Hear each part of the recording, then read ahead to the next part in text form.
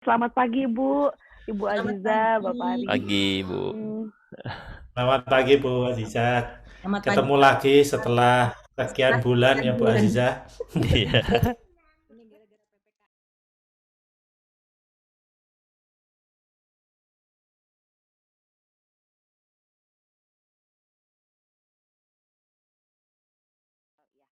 Oke, sebelumnya selamat datang dan terima kasih Ibu Azizatun Azimah selaku Direktur Utama dari BRI Finance ya Bu ya.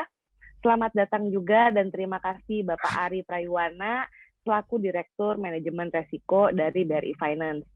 Oke, saya akan memperkenalkan dengan Bapak Frans Liwanuru. Bapak Frans Liwanuru sendiri adalah Sales dan Marketing Director dari AdIns. Oke, lalu dengan Pak Johnson, Bapak Johnson sendiri adalah Associate Director dari AdIns sendiri. Mungkin Ibu Aziza dan Pak Ari juga udah kenal ya Sebelumnya udah sebelumnya. pernah ketemu. Nah, ini dengan Pak Kastoto nih Pak, yang Bapak yang ini nih. Oke, Bapak yang memang kita sangat hormati di AdIns. Bapak Kastoto sendiri ini adalah Bapak dari Technical Director di AdIns. Oke. Perangkap Baik, kolektor. Perangkap kolektor. Tampangnya udah Ya, mirip. Pak. Untuk Bapak dan Ibu mungkin dipersilahkan boleh duduk dengan posisi yang paling nyaman, nggak masalah, tetapi tetap terlihat jelas dari kamera ya, Bapak dan Ibu ya. Nanti ke depannya saya selaku moderator akan menutup kamera saya, jadi biar Bapak dan Ibu yang akan ngobrol, kita akan highlight di sini. Oke, sekian dari saya, silahkan. Mungkin ada tambahan dari pihak Pak Frans atau dari Pak Johnson dan Pak Kas. Silahkan Pak, silahkan. Kita langsung aja ngobrol biasa casual kan ya, bukan. Ya. Hanya aja ngopi. Iya. Kopi, Bisa betul. Cuman belum udah disiapin belum Jennifer kopinya. Saya adanya air putih nih. Ini saya kopi. Saya ada di kopinya. Ini juga adanya air putih nih Pak. Oh, ada nih saya. Oke, bareng-bareng ya. Iya. Oke. Oke. Ya, mungkin supaya lebih menyingkat waktu dan ini supaya efektif, kita mulai saja. Seperti mungkin dari terima kasih pertama-tama kembali saya sampaikan terima kasih untuk Bu Aziza dan Pak Ari atas kesediaan waktunya dan untuk ngobrol-ngobrol dengan kita.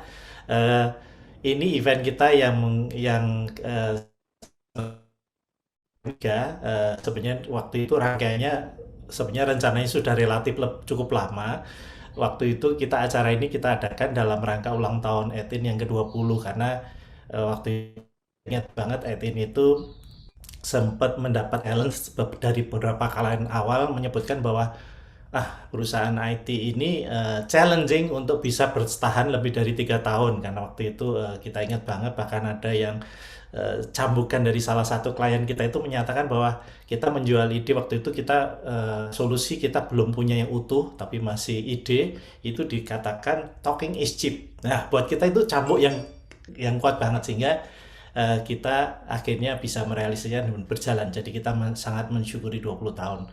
Oleh karena itu dalam kaitannya 20 tahun dan seterusnya kita ingin berdedikasi tidak hanya untuk kita dan klien tapi kita juga ingin mencerahkan atau memberikan kontribusi ke masyarakat salah satunya melalui media ngobrol-ngobrol mudah-mudahan kita bisa share dan harapannya nanti dari masyarakat terutama yang tertarik mengenai industri keuangan spesifikasinya di pembiayaan bisa mendapatkan tambahan wawasan dan referensi untuk mereka juga kurang lebih itu ide awalnya ngopi ini.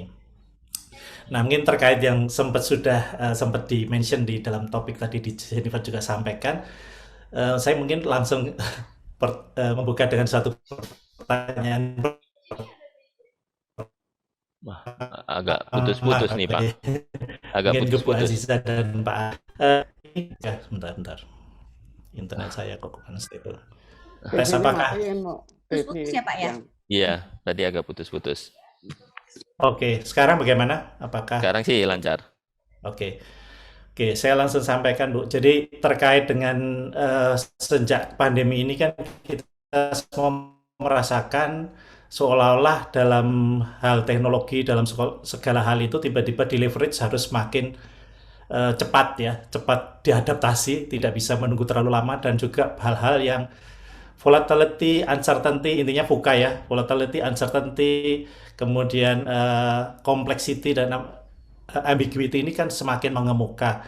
Nah, melihat seperti ini sih, kami tertarik bagaimana sih Ibu ini dari sejak 2019, 2020 Ibu didapuk menjadi orang nomor satu di BRI Finance, itu bagaimana menyikapi dan ini Bu yang terkait dengan VUCA tadi itu. Ya. Silakan. Terima kasih Pak Frans. Ini sama tadi Pak Frans cerita IT ide katanya umurnya pendek cuma 3 tahun, tapi ternyata tim Edins luar biasa, selalu berinovasi, selalu mengikuti perkembangan. Jadi ibaratnya kayak tadi yang dikatakan VUCA itu kan ibaratnya kalau kita pesawat itu kan kayak turbulen kan. Turbulen ya istilahnya ketidakstabilan dan sebagainya, volatility dan sebagainya. Nah, ini memang rasanya suatu keniscayaan, memang kondisi dengan adanya apalagi pandemi dan sebagainya, ini rasanya semua orang juga harus berubah. Jadi kalau saya lihat kemarin dengan adanya pandemi, sebenarnya sebelum pandemi pun orang-orang sudah melihat bahwa dengan adanya teknologi, sejak adanya internet dan sebagainya, perubahan itu menjadi lebih cepat, umur produk menjadi lebih cepat. Kemudian kebutuhan konsumen, gaya konsumen juga semakin cepat. Jadi tidak hanya di multi finance, di semua bidang pun juga harus berubah karena memang kebutuhan masyarakatnya berubah. Dulu kita masih ingat zamannya Nokia, kemudian BlackBerry, kemudian tiba-tiba sekarang semuanya dengan begitu cepatnya digantikan oleh WhatsApp. Dulu saya masih suka dengan kamera digital dan sebagainya, sekarang semuanya udah pakai handphone. Nah, artinya dengan turbulen ini kita semua harus berubah, ditambah dengan adanya pandemi membuat kita harus lebih cepat lagi. Apalagi dengan pandemi kemarin istilahnya social distancing, orang-orang nggak bisa ketemu, tapi di satu sisi kebutuhan tetap jalan dan sebagainya. Apalagi di multi finance, namanya bisnis lembaga keuangan, di masa pandemi di saat awal 20 semuanya shrinking, tapi kan kembali lagi harus tumbuh, harus bisa melihat peluang. Jadi saya ketika masuk BRI Finance, berarti kan dengan adanya pandemi kemarin, kemudian kita berganti-ganti, ada yang work from home, work from office, kan sama-sama add-in, jangan-jangan semuanya dari rumah semua ya, bisa. Kita kan suka tidak suka, apalagi kalau kita memang mentarget untuk segmen konsumer, paling tidak bagaimana, apalagi BRI Finance memang kita baru bermain di konsumer mungkin di akhir tahun 2018 awal 2019. Nah, ini bagaimana kita memperkenalkan BRI Finance di mata konsumer di saat kemarin adanya pandemi, istilahnya interaksinya semakin less. Nah, ini kita harus bisa, kita di BRI Finance, saya melihat, manajemen melihat, ini bagaimana di satu sisi kita ada challenge, tapi di sisi lain, itu opportunity juga, karena mungkin sebagai informasi, kita bermain di consumer, di KKB ibaratnya, dulu mungkin kita head to head dengan BRI, induk banknya secara langsung, tapi di tahun 2020 semuanya menjadi satu pintu di BRI Finance. Jadi kalau misalnya nasabah BRI mau nyari KKB, itu dilayani power by BRI Finance. Nah, ini peluang buat kita, opportunity. Nah, peluang buat kita opportunity, tapi di satu sisi BRI Finance ini karena kita masih baru dan juga unitnya pada saat itu, unit kerjanya juga masih sedikit. Jadi bagaimana caranya kita bisa meleverage nasabah BRI, uker BRI yang sebegitu besarnya. Berarti kan kita harus menambah titik-titik baru, coverage baru. Nah, inilah perlunya. Jadi perlunya istilahnya teknologi digital. Makanya kemarin kita kerjasama juga dengan Edins juga, kita mengembangkan beberapa aplikasi yang memudahkan baik dari pihak kami, dari pihak BRI Finance maupun pihak konsumen, bagaimana mereka bisa mendapatkan layanan untuk pembiayaan. Nah, ini yang rasanya tidak hanya di multi finance, rasanya di semua lembaga sekarang, institusi ataupun apapun lah namanya, gimana caranya menjembatani di saat less kontak, tapi di satu sisi harus lebih intens memasarkan produk, mengenalkan produk, atau bagaimana kita bisa istilahnya mengakomodir kebutuhan dari nasabah. Nah, inilah yang menjadi challenge sekaligus opportunity buat kita semua, karena kembali lagi turbulen ini ya siapa yang bisa melewati dengan strategi baru terus berinovasi, ya tadi seperti Edin bisa berulang tahun ke-20. Nah, ini BRI Finance kita pengen berulang tahunnya sama kayak BRI Induk sampai ratusan tahun. Nah, ini memang harus selalu berinovasi terus-menerus, never ending lah. Ibaratnya perubahannya cepat, ya kita juga harus lebih cepat dari perubahan itu. Nah, ini mudah-mudahan teknologi itu kan sebenarnya hanya sebagai medianya, tapi perubahan itu orang-orangnya, mindsetnya juga harus selalu tumbuh dan berkembang sesuai dengan perubahan. Jadi kalau saya melihatnya dari sisi opportunity dari BRI Finance cukup besar, karena kita bersyukur salah satu anaknya BRI. Kemudian ya tadi VUCA, yaitu sesuatu yang tidak bisa dihindari, harus dijalani, bahkan harus dicintai. Maksudnya kalau tidak dicintai kan jadi beban. Jadi beban, jadi terpaksa. Padahal kalau kita dicintai ada aja ide nanti. Ide bagaimana kita kan teman-teman kan, kalau saya masuk dulu saya di BRI merasa muda, sampai di sini ya tetap muda juga sih. Tapi ternyata masih jauh sekali. Ini adik-adik yang bekerja di kita tuh usianya kan di early 20, early 30, ibaratnya masih semangatnya masih oke, di mana kita mengarahkan.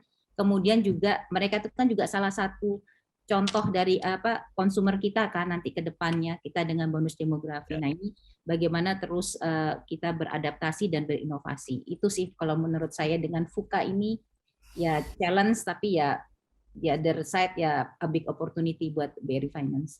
Iya. Itu menarik tadi itu yang statement Bu Aziza, salah satunya yang itu tadi, untuk berusaha mencintai bahkan sehingga menjadi lebih akrab dan punya ide itu menjadi ide kreatif, itu menurut saya sih salah satu key yang menarik ya. Jadi akrab bukan berarti maksudnya itu terus ini, tetapi justru kita menjadi kreatif dengan cara itu.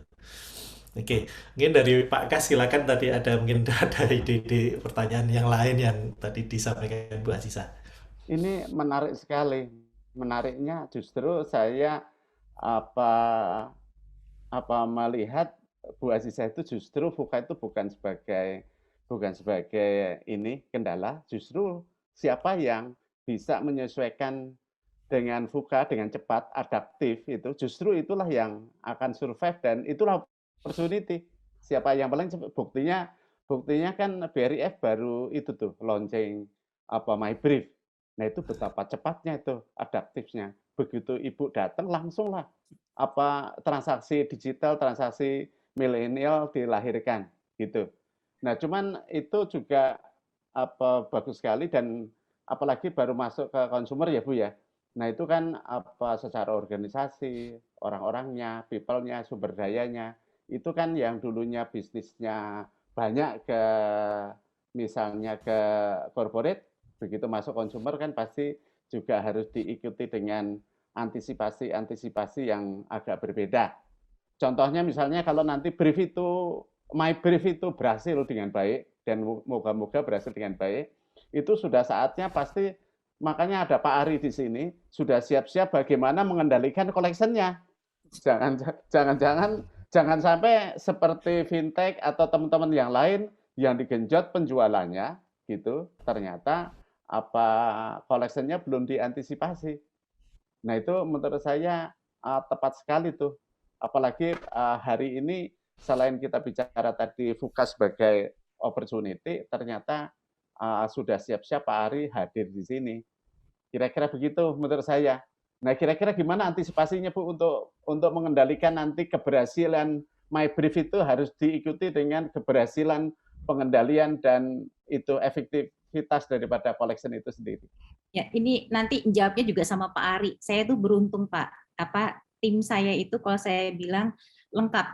Jadi ada yang jago strategik untuk marketingnya, mengencourage tenaga-tenaga pemasar banyak ilmunya, itu dari Pak Primartono. Kemudian yang risk mitigasinya, bikin pagar-pagarnya, polisi prosedurnya itu Pak Ari ahlinya di sana.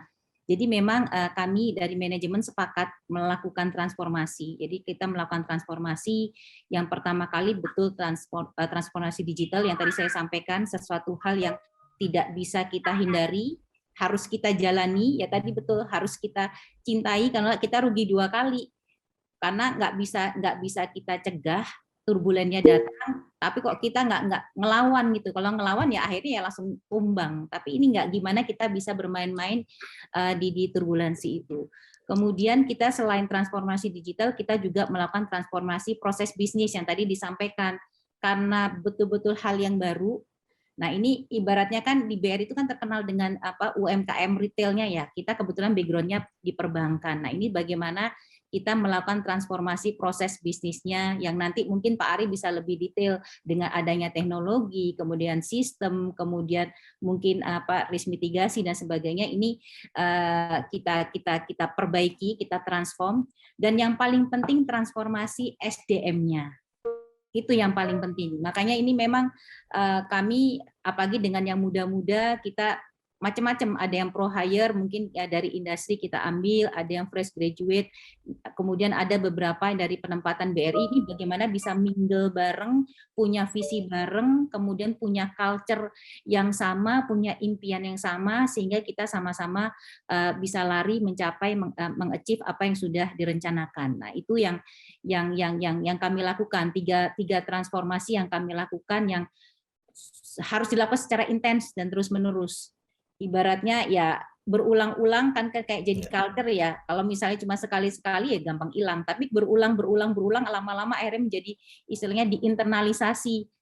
Bukan di dalam kepala lagi, tapi di luar kepala otomatis dilakukan. Nah, itu yang kita inginkan semua insan yang ada di BRI Finance itu bisa mengikuti 3 transformasi ini. Nah, ini mudah-mudahan kalau ini berjalan, istilahnya enabler bisnisnya tuh ada, way-nya itu ada di BRI Group tuh begitu besarnya. BRI terkenal dengan bank yang melayani masyarakat Indonesia yang paling banyak rekeningnya, kemudian nasabah depositorsnya juga paling banyak, kemudian debiturnya juga banyak, terutama di segmen UMKM. Nah, ini opportunity buat kami untuk menggarap itu yang ada di dalam ekosistem dari BRI Group sendiri, dan nanti kita perluas ke BUMN dan juga nanti ke daerah-daerah di mana BRI unit kerja Bank BRI-nya ada di tempat tersebut. Mungkin Pak Ari bisa menambahkan Pak transformasi yang kita lakukan. Ya, terima kasih Bu Aziza, teman-teman admin. Nah, saya menambahkan ya yang disampaikan Ibu tadi. Sebenarnya itu sebuah visi ya, bahwa BRI Finance itu ingin tumbuh cepat dengan sumber daya yang saat ini. Nah, kalau kita tahun 2020 sebenarnya kalau kita asesmen internal sebenarnya kita itu masih kecil ya. Jumlah unit kerjanya cuma 27, tapi kita ingin tumbuh 2 kali lipat dalam 5 tahun ke depan itu. Nah, caranya tadi yang disampaikan Bu Aziza, kita harus transformasi ya. Salah satu transformasi yang kita lakukan sebenarnya pertama di proses bisnis yang tadi yang disampaikan Pak Rastoto tadi, MyBrip yang pertama kali kita launching di November 2020. Jadi pertama kali masuk yang kita sampaikan dari MyBrip. Sebenarnya MyBrip itu baru journey permulaan, Pak. Tujuannya adalah untuk kedepannya memudahkan customer agar customer BRI Finance itu bisa bertransaksi di mana saja, baik langsung datang ke kantor, dari agen maupun dari publik ya, dengan mengakses MyBrip itu. Nah, MyBrip itu kalau kita bicara proses tadi yang terkait dengan koleksi, sebenarnya kita ingin tumbuh besar tanpa harus menambah collection dulu, Pak. Sehingga yang kami lakukan adalah memperkuat risk management dulu. Kami ingin tumbuh tapi yang sehat. Jangan sampai kita tumbuh terus nambah collection, itu berarti nggak efisien nanti. Padahal digitalisasi itu harusnya efisien gitu. Makanya kita mencoba mengembangkan proses bisnis secara digital yang termasuk embedded dengan risk management di proses-prosesnya itu. Nah, itu juga tantangan. Nanti kerjaan admin itu banyak itu, karena kan di situ akan syarat teknologi bagaimana kita bisa menggrab jejak-jejak digital itu untuk bisa melakukan asesmen tanpa kita harus datang langsung ke nasabah gitu. Jadi impian kami memang dengan transformasi ini pengen BRI Finance tumbuh dengan sehat tanpa mengorbankan risk management, sehingga yang kita perkuat duluan adalah dengan digital itu kita memang risk manajemennya kita perkuat. Nah, tahapannya memang mungkin nggak langsung sekaligus ya, karena tadi saya sampaikan bahwa MyBRI itu baru mulai. Sebenarnya di tahapan selanjutnya itu masih banyak yang kita mungkin melakukan digital survei gitu ya, karena kan di proses pembiayaan ini kan tahapannya banyak ya Pak, mulai dari pertama itu harus ada permohonan, terus kemudian harus disurvei, kemudian dianalisis, baru diputus. Nah, semua tahapan itu dengan proses digitalisasi itu harus bisa di-capture dengan teknologi. Nah, awalnya turnirnya kita kemarin mulai tahun 2020 itu kita yang penting implementasi dulu front end-nya untuk memudahkan customer untuk play aplikasi pembiayaan ke BRI Finance. Tapi di dalamnya itu kita terus-menerus akan melakukan perbaikan, Pak. Makanya saat ini juga dengan Edin sedang intent nih implementasi OCR ada ya, mobil order ya Pak ya. Ya. Yang di situ akan ada engine-nya itu fast track gitu. Jadi kita bisa juga memberikan putusan dalam 1 jam ketika semua syarat-syarat itu terpenuhi. Gitu Pak. Ya. Nah, itu bagus sekali kalau misalnya digital checking, tadi kan dibahas zaman digital itu jejak-jejak digital calon nasabah itu kan sebetulnya sudah ada. Nah, itu bisa diotomasi, bisa dipercepat, bisa dioptimalkan kalau kita bisa melakukan otomasi itu Pak, otomasi checking jejak digital itu, bagaimana belanjanya, bagaimana Gojeknya, bagaimana transaksi digital yang lainnya. Kalau itu bisa menjadi otomasi nanti di dalam prosesnya digital transaksi itu akan optimum gitu. Dan saya setuju sekali tadi tentang collection. Jadi jangan sampai transaksi banyak berhasil tapi menambah kolektor. Nah, itu betul tuh. Berarti tapi tetap risiko kan turbulensi bisa datang yang tidak kita antisipasi. Nah, itu bisa jadi perlu optimalisasi, membuat prioritas bagaimana mengantisipasi collection atau apalagi Bapak di risk. Jadi bagaimana memitigasi risk, collection risk di tiap-tiap nasabah itu seperti apa. Jadi nanti kolektornya nggak nambah, tapi kolektornya kerjanya akan lebih efektif hanya terhadap akun-akun yang risk-nya tinggi, misalnya kayak gitu. Jadi nggak perlu nambah kolektor. Kalau low risk, biarin aja. Malah kalau telat bayar denda kan bagus. Contohnya gitu. Oke. Silakan John. Nah, kalau saya sebenarnya tadi saya tertarik sekali dengan ceritanya Bu Aziza, Pak Ari terkait dengan transformasi ya. Tadi berkali-kali disampaikan bahwa BRI Finance sedang melakukan transformasi, people-nya, mindset-nya harus dirubah supaya bisa menyambut proses VUCA ini beradaptasi dengan kondisi yang ada gitu ya. Nah, jadi karena kondisi itu sebenarnya juga mirip sekali dengan kondisi kami saat ini juga, Bu. Jadi Edin saat ini kami juga sedang melakukan transformasi gitu. Dengan kondisi VUCA yang tadi, memang cita-cita kita itu jadi perusahaan yang adaptif, yang bisa beradaptasi dengan cepat dengan situasi yang ada. Nah, karena itu memang kita mendefinisi lagi culture-nya kita, DNA-nya kita gitu, harus menjadi tim yang saling kolaborasi, tidak silo satu dengan yang lain, berkolaborasi dengan klien gitu. Dan juga kita ya selalu harus berubah dan belajar. Karena ya setiap kita percaya bahwa setiap kita pasti bisa improve ya. Maksudnya pasti banyak hal yang bisa kita improve, berubah dan belajar. Nah, yang ada satu yang menjadi DNA kita yang nomor 1 itu adalah kita fokus ke pelanggan, Bu. Jadi buat kita adalah fokus pada apa yang benar-benar dibutuhkan sama klien kami. Apa yang benar-benar impact dengan klien kami. Kalau sebelumnya kan mungkin lebih ke output, tapi sekarang lebih ke outcome. Yang benar-benar hasilnya yang membawa dampak buat klien kami gitu. Jadi memang memang kami sekarang ini memang banyak menggalakkan dengan berkolaborasi dengan customer kami, dengan klien kami, juga ya mendengarkan kebutuhan mereka dan kita ya berusaha mencari solusi. Nah, tadi yang Pak Ari sampaikan kan bahwa memang secara internal itu akan banyak perubahan-perubahan, baik yang sekarang yang sedang terjadi maupun ke depannya. Nah, mungkin itu juga bisa menjadi topik yang menarik, Pak, untuk kita sama-sama kita bahas. Saya percaya pasti mungkin dari BRI Finance pasti sudah punya plan bahwa ke depannya harus seperti apa gitu. Nah, mungkin itu juga bisa jadi pembahasan kita bersama. Nanti bisa kita set up secara pakai workshop segala macam. Mungkin ada solusi yang bisa jadi sudah kami punya yang bisa kita support gitu. Ataupun ya mungkin kalau belum ada ya kita bisa kolaborasi untuk melakukan itu. Sehingga bisa membantu BRI Finance bisa lebih cepat beradaptasi, cepat untuk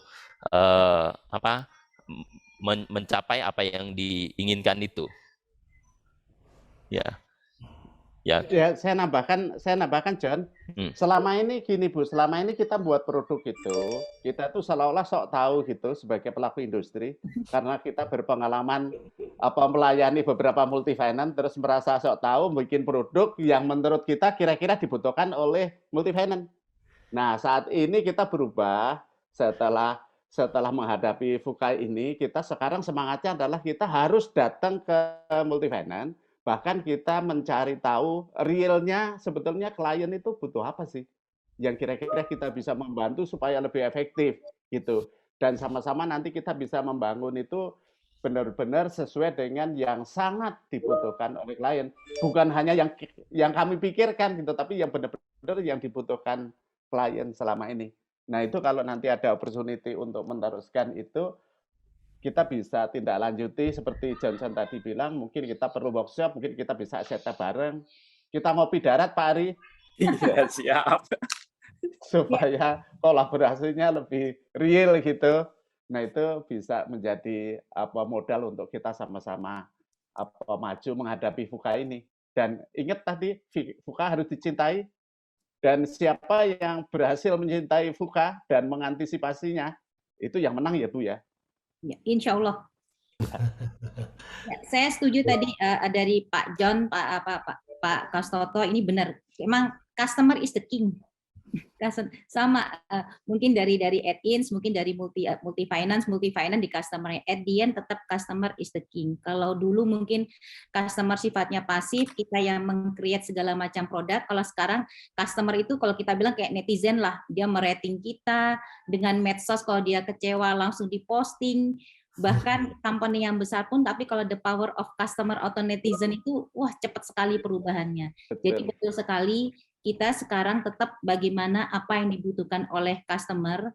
Jadi apapun, jadi bukan digital itu istilahnya saya tadi bilang hanya medianya saja, tapi bagaimana kita bisa meet dengan customer needs, kemudian memberikan servisnya yang cepat, kemudian yaitu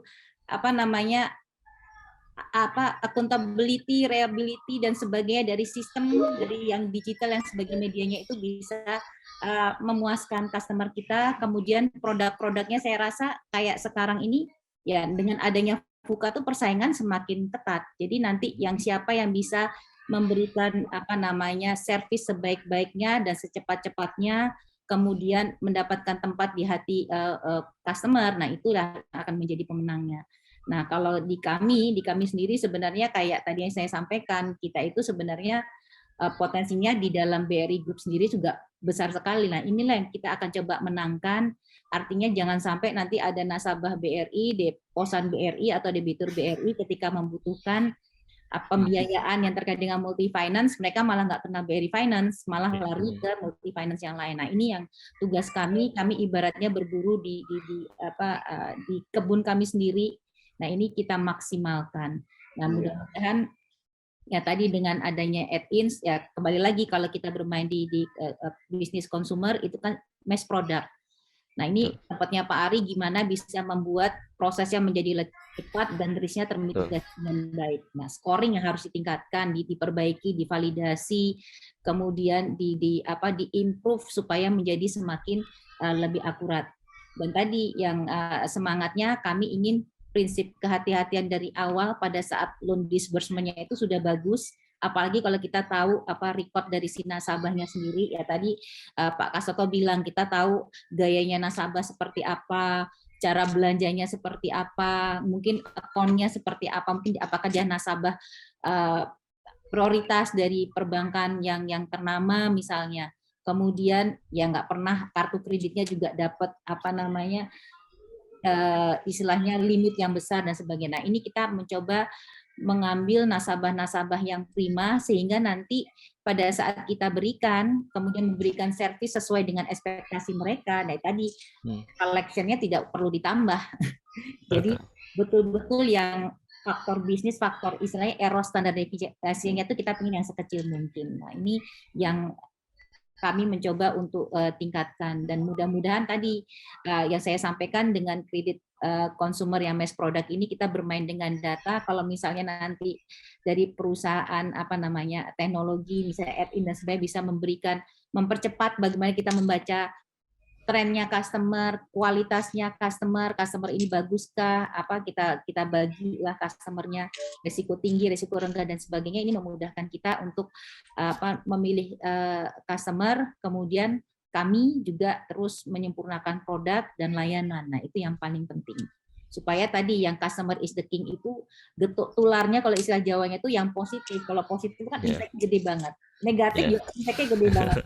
Jadi mudah-mudahan yang positif ini bisa istilahnya menjadi opportunity buat kami lah untuk bagaimana memberikan layanan pembiayaan tidak hanya untuk yang KKB, untuk yang otomotif, tetapi mungkin yang komersial kita juga tetap jalan, tapi bersinergi dengan Bank BRI seperti itu.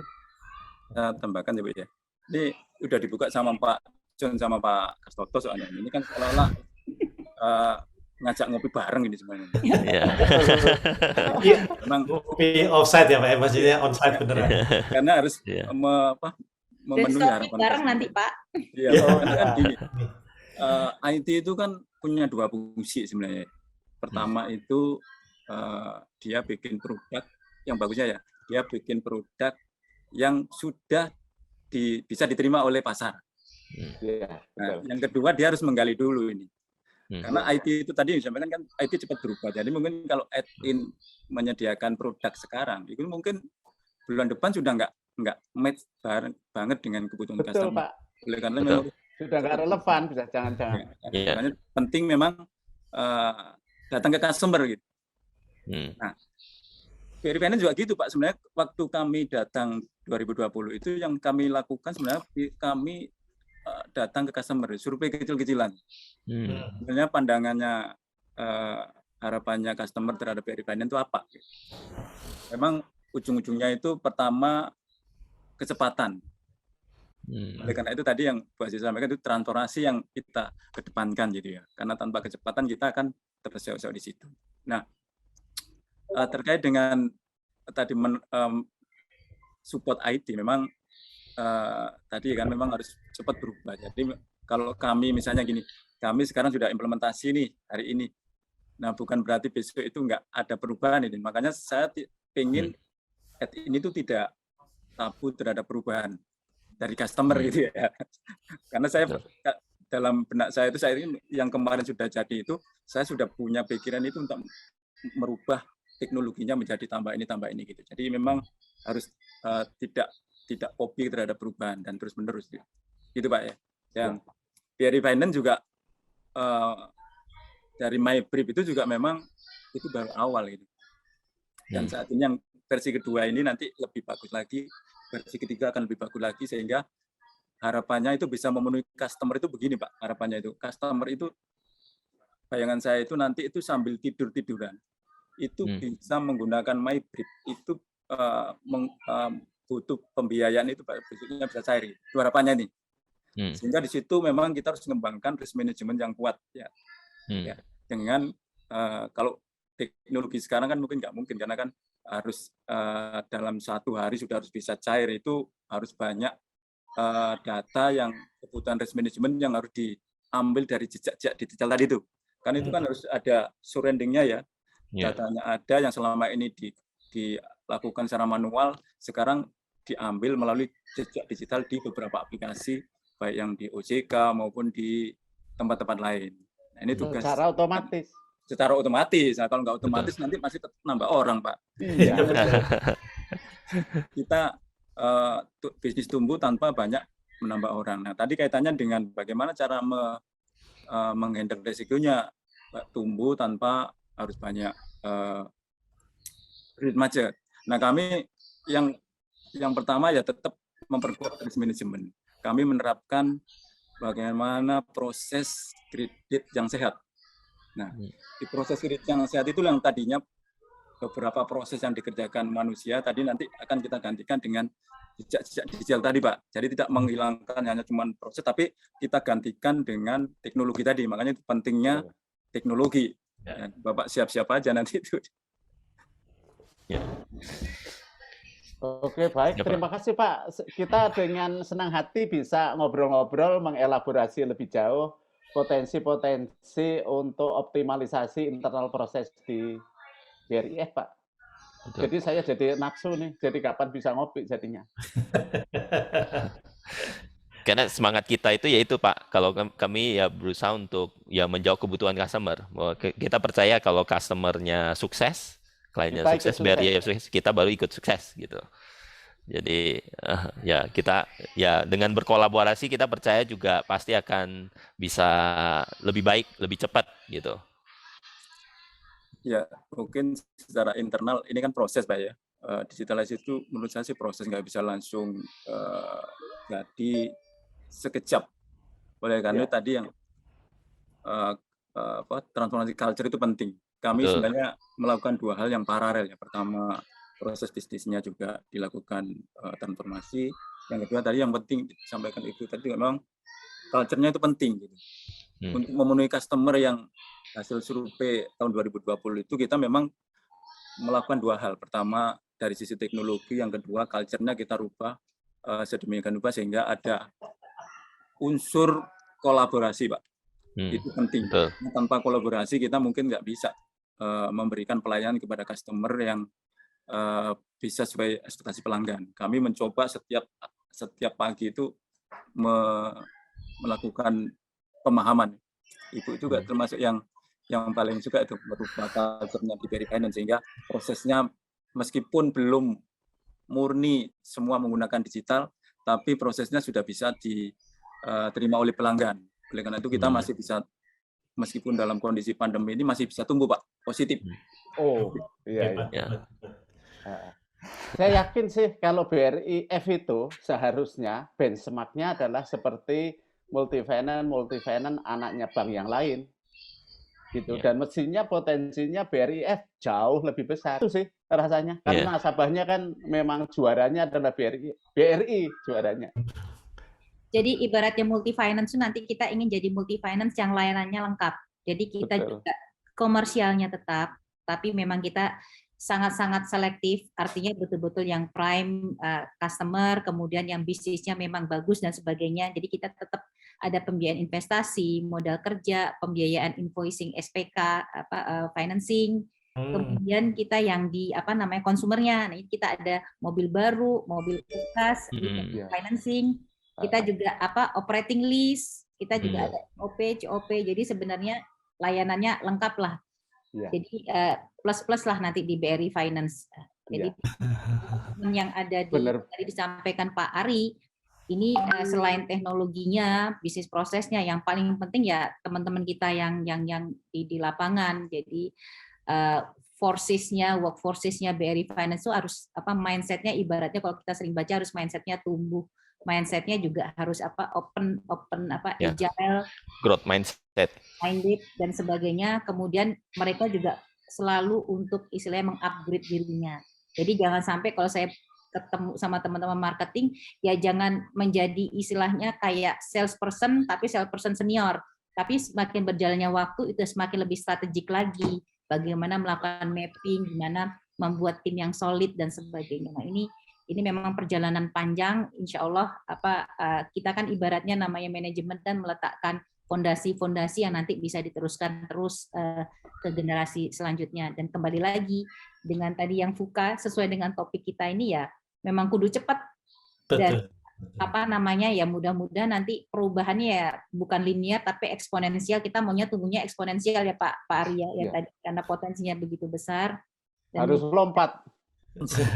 Betul Pak. Jadi kita lengkap. Jadi nggak hanya kita bermain di sekarang kita fokus di otomotif di KKB, tapi sebenarnya kita itu lengkap. Selain kita memperbesar untuk konsumer kita, kredit konsumer yang KKB, otomotif, tetapi yang lain pun yang terkait dengan komersial itu juga selektif kita kembangkan. Jadi lengkaplah nanti kita untuk multi finance di BRI Finance. Iya. Menarik itu tadi yang disampaikan. Saya tertarik tadi yang disampaikan Pak Ari dan juga Bu Aziza, terutama transformasi dan juga ini tadi yang disampaikan bahwa orientasi ke customer, karena kebetulan memang salah satu DNA kita yang pertama fokus customer itu sub-itemnya yang menyampaikan bahwa kita itu perlu kecepatan, kegesitan untuk menghasilkan sesuatu, tidak sempurna, tidak apa, tapi lebih baik menghasilkan, konsisten menghasilkan, dan delivernya itu tidak pernah terlambat daripada perfect tapi telat. Itu tadi seperti yang Pak Ari mention kan, kalau bagus tapi sudah telat ngapain gitu, mendingan kita deliver bertahap, kita improve sehingga akhirnya ya seperti kita lihatin ya, sehingga saya Gojek pertama keluar tidak sebagus sekarang. Nah itulah kita juga belajar mereka lebih pinter dan adaptif, dan yang penting ya sesuai kebutuhan customer. Menurut saya itu yang menarik. Mungkin bagian dari sesi-sesi yang menarik itu, kalau saya pengen tahu ini Bu, kalau dari BRI tadi saya lihatin kan produk-produknya sudah semakin lama menjadi semakin lengkap dari aspek pembiayaan. Kalau untuk strategi jangka panjang atau planning jangka panjang dari BRI Finance sendiri itu bagaimana? Apakah tadi sudah sempat disampaikan memang akan semakin kolaboratif atau menyatu dengan BRI? Ada yang secara lebih spesifik mungkin Bu Aziza bisa ceritakan? Ya, di jangka panjang sebenarnya ini kita ya tadi disampaikan menguatkan fondasi fundamental dari BRI Finance dengan transformasi. Jadi 3 transformasi besar itu rasanya akan terus-menerus diteruskan, dilakukan karena sesuatu yang tidak bisa dihindari. Kemudian kembali lagi yang tadi disampaikan, uker kami istilahnya secara fisik cuma ada 27, tetapi di satu sisi kita ibaratnya itu menyatu di lumbung padi yang hasil panennya itu banyak sekali di BRI, dari Sabang sampai Merauke unit kerja BRI banyak. Nah, kita ingin dengan SDM RM lah, relationship manager yang tangguh, yang menguasai semua produk kita, jadi tidak terspesialisasi dia hanya jualan mobil saja, tapi dia bisa tahu semua produk kita, kemudian dibekali oleh digital dengan aplikasi yang memudahkan nanti untuk disbursement, layanan, kemudian juga putusan. Jadi untuk prosesnya bisa cepat, tapi di sisi lain ini mitigasi risikonya juga kuat. Nah, ini yang terus-menerus kita kembangkan. Makanya nanti versinya bukan versioning 1, nanti versi 1, 2, 3, transformasi juga gitu. Transformasi 1.0, 2.0, 3.0 itu akan berlanjut terus. Nah, ini kami ingin kembali lagi jawara juga seperti induk kami, apalagi kami ingin menjadi BRI Group ingin menjadi champion di financial inclusion. Nah, sebenarnya dari multi finance kita juga salah satu media atau mungkin bagian dari BRI, lembaga dari BRI Group yang juga bagaimana kita melayani masyarakat yang banyak, terutama untuk kebutuhan pembiayaan masyarakat, baik itu untuk mobil barukah, mobil bekaskah, atau mungkin nanti di fleet financing, kami juga intens untuk nasabah-nasabah kami. Ya kembali lagi, jangan sampai sudah kita besarkan nasabahnya di BRI dari kecil sampai besar, pada saat butuh untuk multi finance-nya malah nggak tahu ada BRI Finance, malah pergi ke warung sebelah. Nah, ini yang kita terus-menerus kita kembangkan. Jadi nanti betul-betul kami memanfaatkan jaringan BRI Group dan sebagainya dan potensi yang ada, sehingga BRI Multi Finance kita berkontribusi besar menjadikan BRI Group the champion in financial inclusion melalui pembiayaan. Oke, menarik. Mungkin kalau yang sedikit lebih mikro lagi, Bu, pengen tahu kiat-kiatnya barangkali yang sudah dilakukan atau sedang dilakukan oleh BRI dalam tadi, mungkin pertama dalam transformasi, gimana sih caranya, Bu, kalau di BRI Finance itu melakukan transformasi itu, apakah modelnya dengan regular meeting atau sesuatu mungkin yang lebih praktikal gitu, mungkin buat buat kita dan mungkin audiens yang lain nanti kalau kita share itu bisa memberi inspirasi. Gimana sih, Bu, kalau di BRI Finance begitu? Di kita yang tadi sampaikan Pak Ari, jadi kita culture activation lah, ini di BRI Group sebenarnya. Bagaimana kita sharing dan sharing itu menjadi salah satu knowledge menjadi salah satu culture yang kita lakukan. Apalagi ada yang on board baru, orang baru, gini gimana cepat supaya dia belajarnya nggak butuh waktu, istilahnya berbulan-bulan, tapi dalam waktu cepat dia bisa cepat memahami produk kita, kemudian bersama-sama bisa berlari. Jadi kembali lagi ya, ini istilahnya kayak kecil-kecil, tapi kita konsisten, kita lakukan setiap hari. Ibaratnya kayak janganin gitu, kita aja yang direksi meetingnya bisa everyday udah kayak istilahnya, saya suka bercanda sama teman-teman kita, serasa kayak kuliah ya ini. Ada aja. Jadi setiap ada kebutuhan perubahan, ini kita lakukan dengan cepat, kita respon dengan cepat, bahkan berinteraksi dengan teman-teman bahwa ini kita adalah satu tim.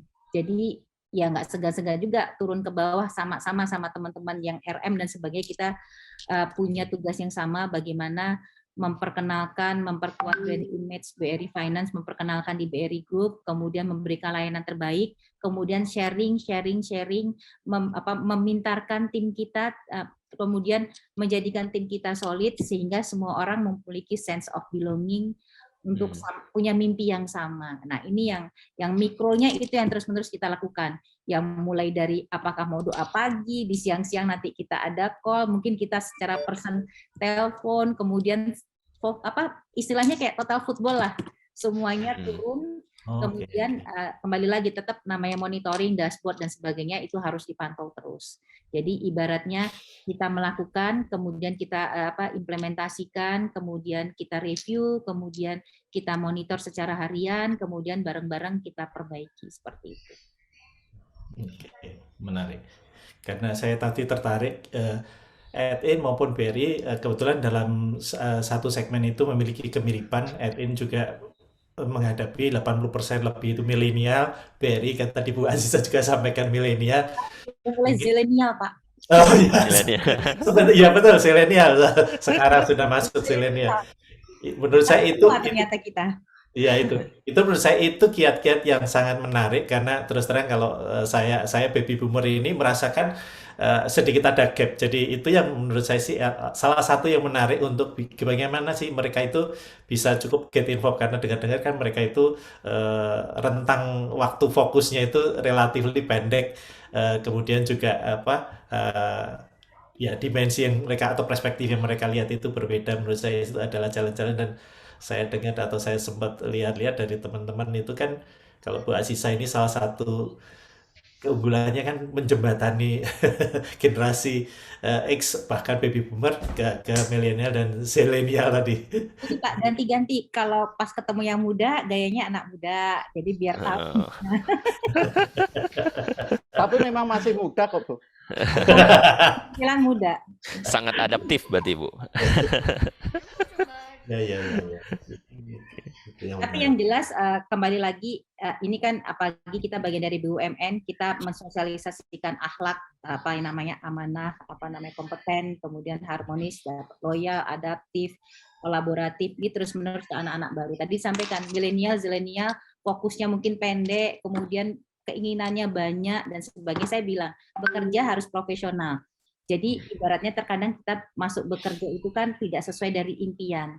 Tapi itulah jalan hidup. Tapi pada saat kita masuk itu kesempatan yang diberikan rezeki buat kita harus dilaksanakan dengan sebaik-baiknya. Jangan sampai rugi waktu masuk ke multi finance ya kuasai ilmu multi finance. Kalau misalnya nanti memang mereka pingin kemana dan sebagainya, tapi paling tidak waktu yang ada di multi finance tidak terbuang. Nah, ini budaya sharing dan menyemangati bekerja profesional itu ditanamkan terus ke teman-teman.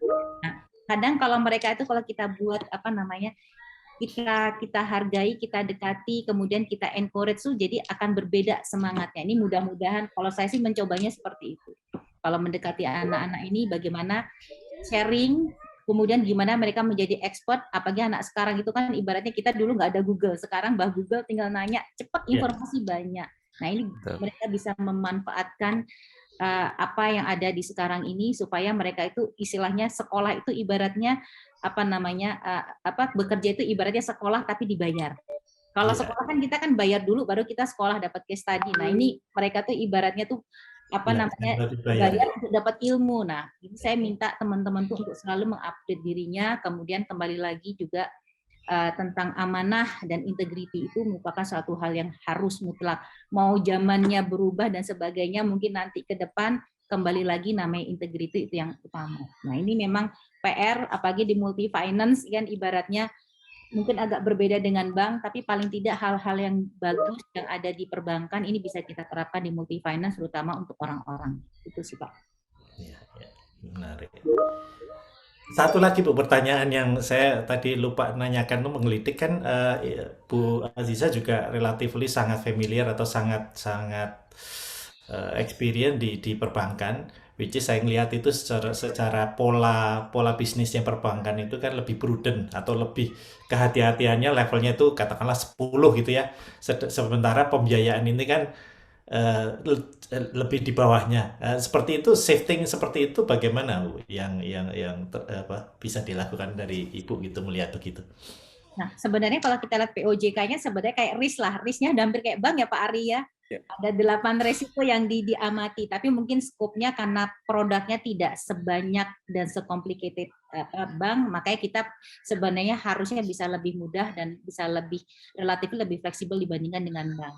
Nah ini kita tetap sesuai dengan arahan dari regulator, kemudian dari risk itulah yang ini kita terus perkuat, dari 8 risiko ini kita perkuat, kemudian terutama ini sebenarnya risk yang terkait dengan digital itu sebenarnya yang sekarang menjadi salah satu fokus yang kita lihat, karena digital kalau misalnya risk-nya tidak termitigasi dengan baik, security dan sebagainya, ya ini juga malah jadi backfire lah buat kita. Nah ini mudah-mudahan nanti dengan multi finance walaupun sedikit tidak sekomplikated bank, tapi tetap namanya risk-nya itu bisa termanage dengan baik. Kemudian yang syukurnya lagi ya tadi saya bilang dengan adanya scoring karena mass product dan mudah-mudahan inline juga dengan pemerintah, data itu semakin kan kita sebenarnya dengan zaman VUCA ini kan data itu memegang peranan penting. Kalau terdata dengan baik preference-nya customer, gaya hidupnya, kemudian style-nya atau mungkin catatannya, jejak digital customer itu sangat mudah didapatkan. Ya ini mungkin dan semua orang bisa sama, ini paling nanti bersaingnya service yang terbaik buat customer. Nah, ini bagaimana kita memanfaatkan data-data itu. Jadi mudah-mudahan ya ini kita bisa yang tadi kami sampaikan bolak-balik tumbuh, kita mappingin, kita manfaatkan yang ada, risk-nya kita kuatkan, dari prinsip kehati-hatian kita kedepankan, jadi mudah-mudahan kita tumbuh tapi collection-nya tidak usah nambah, istilahnya seperti itu. Siap. Kalau saya dulu salah persepsi terhadap BRIF atau terhadap BRI.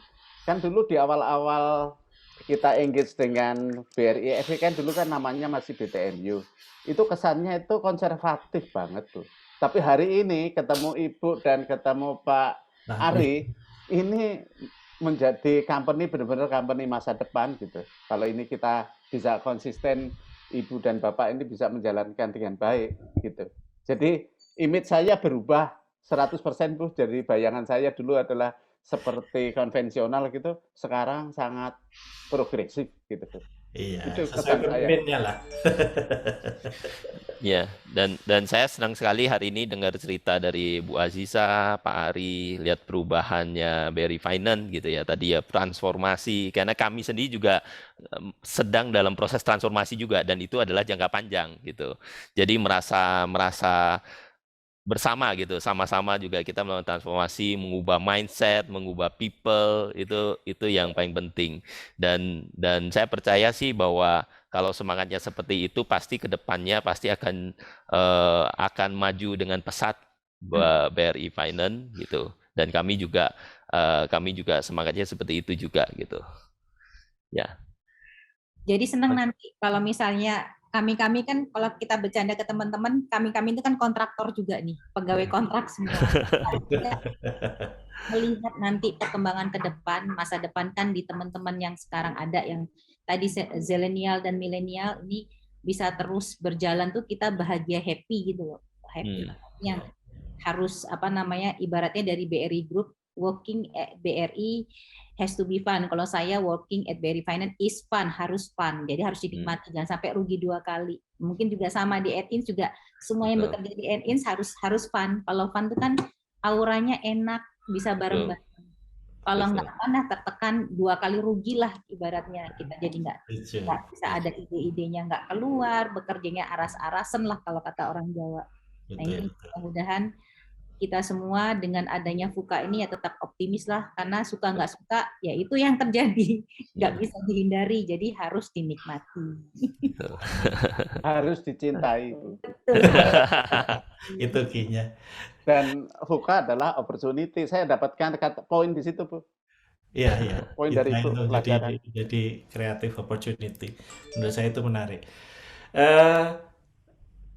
Mungkin secara overall cukup ya Bu. Saya sebenarnya pengen banget ini nanti mudah-mudahan kondisinya segera lebih membaik. Saya pengen banget sebenarnya mengundang Bu Aziza dan Pak Ari dan mungkin jajaran direksi yang lain main ke Etin, karena Etin kantornya tidak terlalu besar, tetapi kita dari masukan anak-anak terutama milenial dan zilenial itu homey, karena kita memang bikin kantornya itu seperti rumah. Ada kolam ikannya, ada tamannya, ada tempat main biliarnya. Nah, nanti mungkin suatu saat ada kesempatan kita undang ke kantor supaya biar kelihatan bahwa kenapa kok teman-teman kita di Etin ini sebenarnya bahkan sekarang posisi WFH itu ada yang mengeluh, kapan WFH lagi, karena apa? Karena mereka lebih enjoy di kantor daripada di rumah. Fasilitasnya. Ya, itu salah satunya, Bu. Jadi mereka itu yang hilang, Bu. Ada yang hilang. Fasilitasnya lebih lengkap, pemandangannya lebih enak. Nah, ini yang karena membuat suasana kantor tuh enak loh, Humi. Kita sebentar lagi juga pindah kantor kita nih sama Pak Ari nih. Pindah ke mana? Ke kantor baru di Gatot Subroto. Oke. Ada gedung brilian. Ini kita tahun depan insya Allah pindah ke sana. Mana supaya nanti yang WFO-nya betah di kantor, yang WFH di kantor. Tapi yang penting apapun harus performance-nya bagus. Betul itu key-nya, Bu. Kita juga sama rencananya juga mudah-mudahan kita growth, berharap kita juga bisa quantum leap juga. Cuman yang khas kita Etin secara umum kita merencanakan kita akan hybrid, Bu. Jadi hybridnya akan mungkin forever akan hybrid, tetapi tetap kalau tujuannya ke klien anytime tetap ready ke klien. Jadi itu konsep, karena kebetulan IT bisa begitu, jadi kita akan terapkan begitu. Pak kita. Iya betul, work from anywhere. Iya. Tapi tetap butuh hybrid, itu tujuannya supaya masih engagement-nya lebih dapat tuh karena kan. Oke. Maksudnya saya terakhir saya cuma nunggu ini aja, nanti setelah ini nanti waktunya Pak Ari ngobrol dulu. Karena saya itu tadi Pak, ngopi bersama. Kolektor Pak biasanya. Idenya banyak loh Pak, apalagi dengan scoring dan betul. Ya Pak, kapan aja kita open untuk diskusi Pak. Ya, dan apalagi sekarang sudah memungkinkan untuk ngobrol-ngobrol ngopi. Waduh, senang sekali saya. Ya sudah, dari saya tetap jalan Pak, masih. Ya, tetap pakai masker. Oke, mungkin cukup Jen, silakan Jennifer. Iya, aku terima kasih dulu Bu sebelumnya Bapak dan Ibu. Sharing hari ini sangat menginspirasi ya Bu ya Pak ya, supaya kita semua terus berinovasi dan supaya baik BRI Finance maupun Etins juga dapat menjadi jawaban di era digitalisasi sekarang ini, apalagi untuk masyarakat Indonesia ya yang lagi di masa perubahan ya Bu ya, dari tahun 2020 kemarin sampai tahun ini.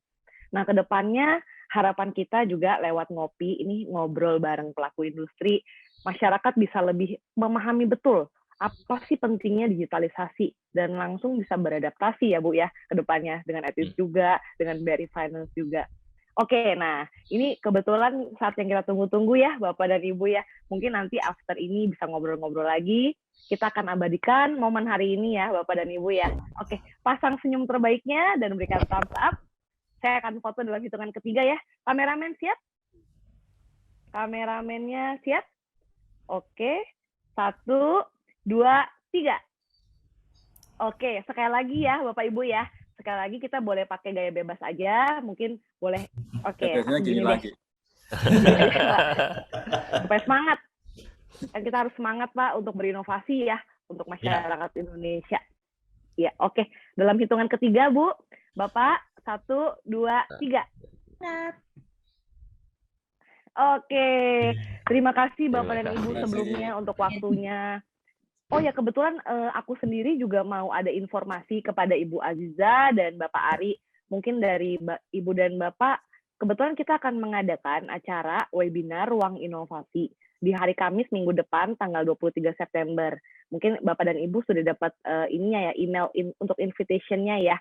Ya. Mungkin ini merangkul VUCA dalam digitalisasi sekarang ini.